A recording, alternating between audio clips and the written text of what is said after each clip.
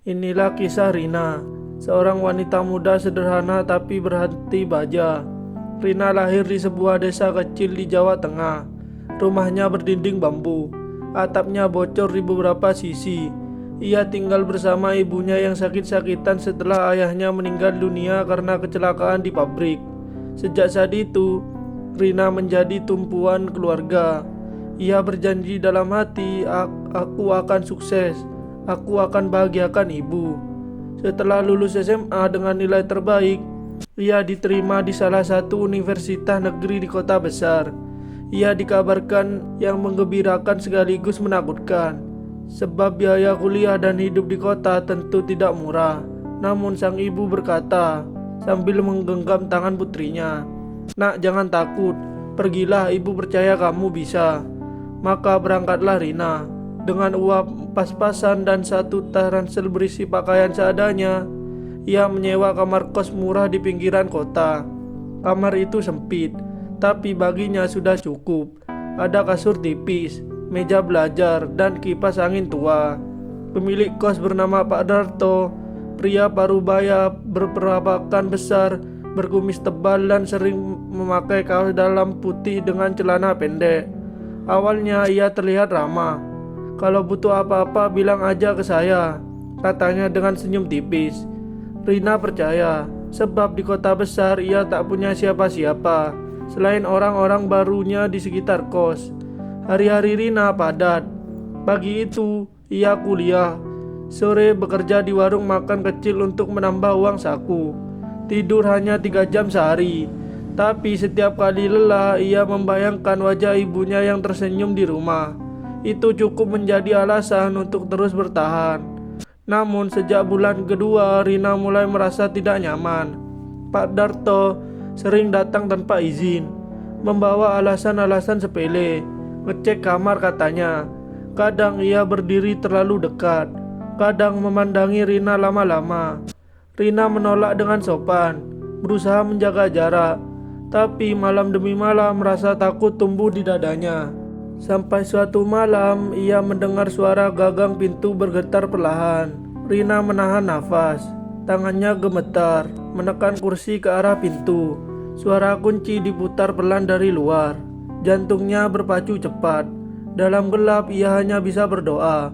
Lalu langkah kaki itu menjauh. Air matanya menetes. Ia tahu malam itu ia tidak bisa tinggal di tempat itu lagi. Tanpa menunggu pagi, Rina berkemas, tas kecil di punggung, uang seadanya di saku. Ia berjalan menyusuri jalan kota yang gelap, diterangi lampu orange jalanan. Hujan rintik turun, sepatu basah, tapi ia terus berjalan. Ia tidak tahu kemana harus pergi, tapi ia tahu satu hal, ia tidak boleh menyerah. Di sebuah masjid kecil ia berhenti. Suara azan subuh menggema. Rina duduk di tangga masjid, menggigil kedinginan. Dalam hatinya ia berbisik lirih, "Tuhan, kalau memang ini jalan yang harus kulalui, tolong beri aku kekuatan untuk tidak membenci hidup ini." Beberapa hari berikutnya, Rina hidup berpindah-pindah.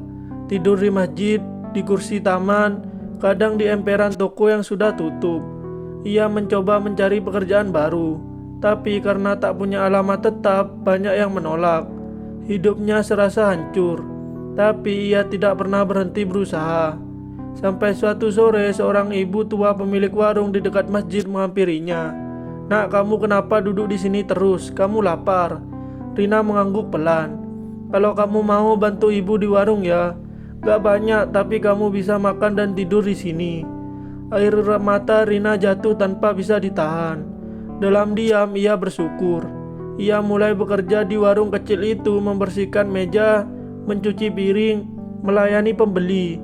Tak besar gajinya, tapi di sana ia merasakan kembali kehangatan manusia. Ibu warung itu yang ia panggil Bu Minah memperlakukan Rina seperti anak sendiri. "Kamu perempuan kuat, Nak, jangan takut hidup. Tuhan lihat perjuanganmu." Hari demi hari berlalu, Rina mulai tersenyum lagi, meski hatinya masih menyimpan trauma. Tapi suatu siang takdir mempertemukannya dengan seseorang yang akan mengubah segalanya. Seorang wanita bernama Bu Lestari datang ke warung tempat Rina bekerja. Ia memperhatikan Rina yang melayani dengan sopan tapi matanya tanpa sendu. "Kamu mahasiswa ya?" tanya Bu Lestari. "Iya Bu, tapi sekarang sedang berhenti dulu, belum bisa bayar kuliah.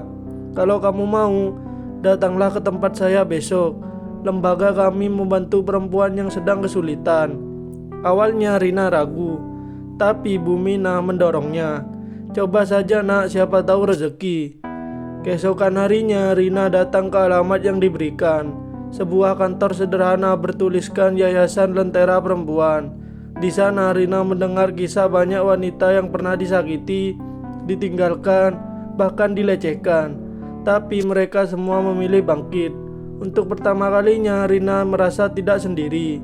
Ia kemudian dipercaya menjadi asisten administrasi di sana.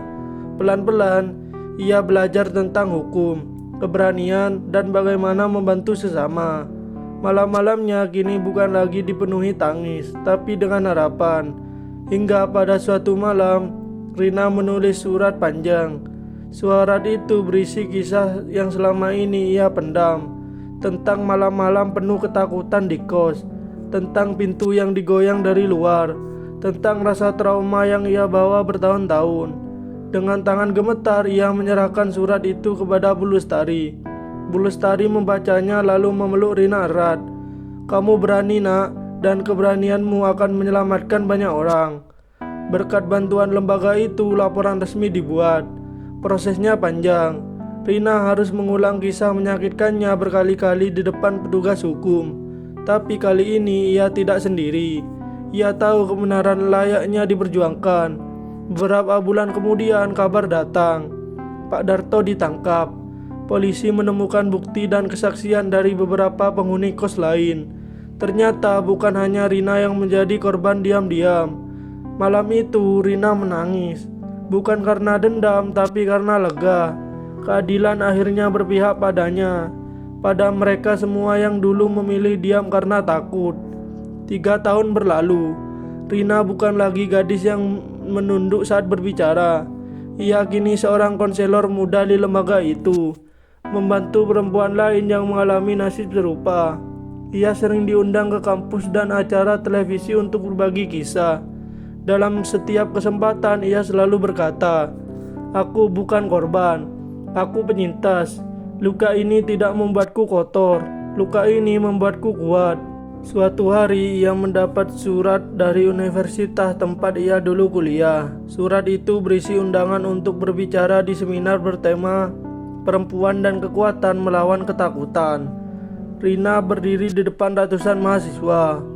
3 tahun lalu aku hampir menyerah, tapi hari ini aku berdiri di sini karena aku percaya tidak ada malam yang abadi selama kita mau mencari cahaya. Para mahasiswa bertepuk tangan, beberapa menangis, terutama para mahasiswa yang pernah merasa tidak aman di tempat tinggalnya. Mereka mendatangi Rina, memeluknya dan berkata, "Kak, terima kasih sudah berani bercerita, karena kisah kakak kami jadi berani juga." Malam itu, sepulang dari seminar, Rina berjalan di taman kota. Ia membuka ponselnya, membaca pesan dari ibunya. "Nah, ibu lihat videomu di TV.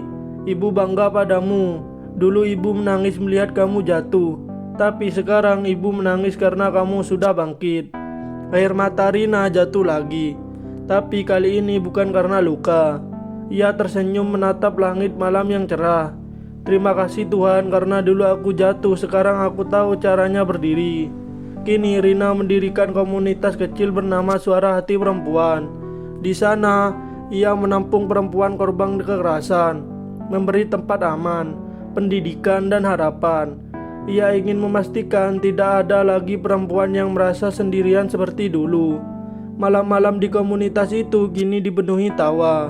Rina sering mengajak mereka menulis surat untuk diri sendiri, surat yang berisi harapan dan janji untuk terus hidup.